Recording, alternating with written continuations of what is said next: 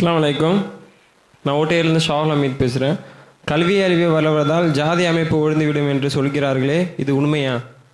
அறிவு வளர வளர இந்த ஜாதி குறைந்து விடுமா என்று ஒரு கேள்வி. குறையும். எப்போது என்றுதான் கேள்வி. ஏனென்றால் நாம் ஏற்கனவே நம்முடைய பதிலிலே அடிக்கடி நாம் வலியுறுத்தி வருகிற விஷயம், இந்த ஜாதி அமைப்பு தகர வேண்டும் என்று சொன்னால் சிந்தனை மாற்றம் வேண்டும் என்று சொல்லி வருகிறோம். ஆக சிந்தனை மாற்றம் தான் இதனுடைய முழுமையான தீர்வு அதில் தான் இருக்கிறது. ஆக சிந்தனை மாற்றத்தை தரவல்ல ஒரு கல்வி திட்டம் இருக்கும் என்றால் ஜாதி ஒழியும். அந்த கல்வி திட்டத்தை எப்படி இருக்க வேண்டும்? ஜாதியினுடைய வேர்கள் எங்கே இருக்கிறது என்பதை அறிய வேண்டும். ஜாதி எப்படி உருவாகியது என்பதை பற்றி மாணவர்களுக்கு சொல்ல வேண்டும். அதனுடைய கொடுமைகளை பற்றி மக்களுக்கு சொல்ல வேண்டும்.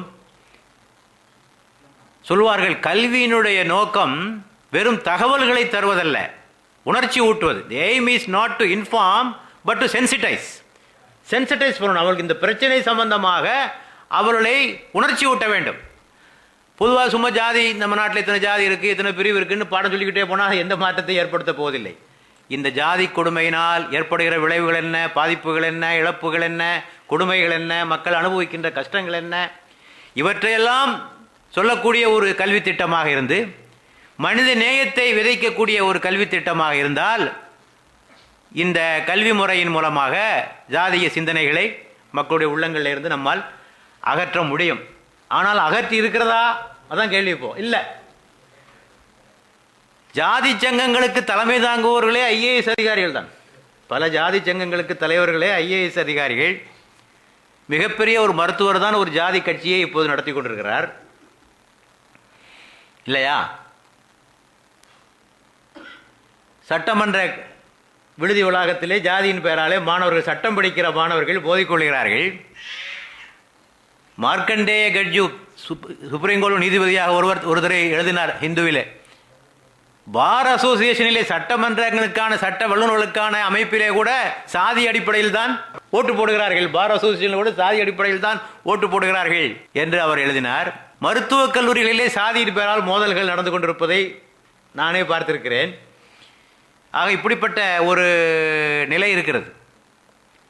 ஒரு முறை காமராஜர் இடத்திலே கேட்டார்கள், ஐயா சொல்கிறாங்க ஜாதி கல்வி வளர்ந்தா ஜாதி ஒழிஞ்சிருன்னு சொல்கிறாங்களே, ஐயா நீங்கள் என்ன சொல்கிறீங்கன்னு.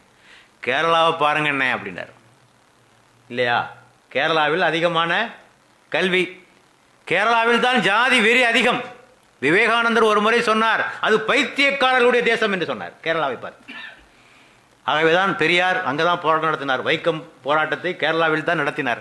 ஆக அதிகமாக கத்தறிந்த மக்கள் வாழுகிற அந்த கேரளாவில் தான் ஜாதி வெறி பிடித்து ஆடுகிறது என்பதை நாம் பார்க்கிறோம். ஆக இவையெல்லாம் நமக்கு உணர்த்துகிற பாடங்கள் என்னவென்று சொன்னால், இன்றைய கல்வி அமைப்பு முறை இதனை தகர்க்கக்கூடியதாக இல்லை என்பதுதான் உண்மை.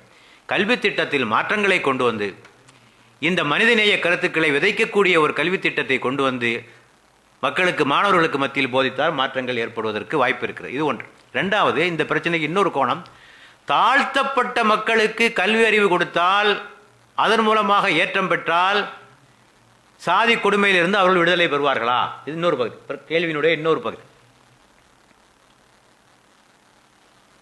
ஆம், கல்வி தேவை. ஒடுக்கப்பட்ட மக்களுக்கு கல்வி கட்டாயம் தேவை. அது எந்த சமுதாய மக்களாக இருந்தாலும் சரி.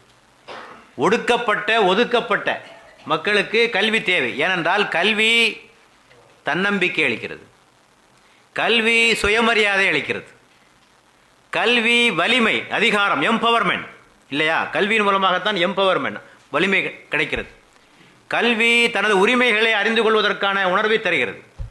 கல்வி போராட்ட உணர்வை மனிதனுடைய உள்ளத்திலே ஏற்படுத்துகிறது, இல்லையா? இப்படி பல்வகையான நன்மைகள் கல்வியின் மூலம் கிடைக்குது. ஆகவே தான் ஆதிக்க சக்திகள் அந்த காலம் தொட்டு இந்த காலம் வரைக்கும் உறுதியாக இருந்திருக்கான், இவனுக்கு பள்ளிக்கூடம் போகாமல் பார்த்துக்கணும்னு சொல்லி.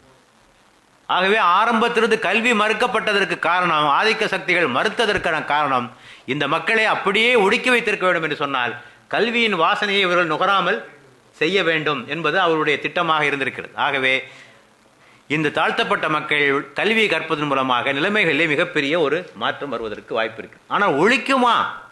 அதுதான் இங்கே கேள்வி. ஆனால் நாம் மீண்டும் சொல்லுகிறோம், ரெண்டு சமுதாயங்களுக்கு இடையிலே மிகப்பெரிய ஒரு சிந்தனை மாற்றம் ஏற்பட்டு அந்த மக்களை சமத்துவமாக மதிக்காத வரையில் இந்த ஜாதி பிரச்சனை என்பது ஒழியாது. ஆனால் அந்த நிலையை அடைவதற்கு இந்த கல்வியும் உதவும் என்பதிலே எந்த சந்தேகமும் கிடையாது.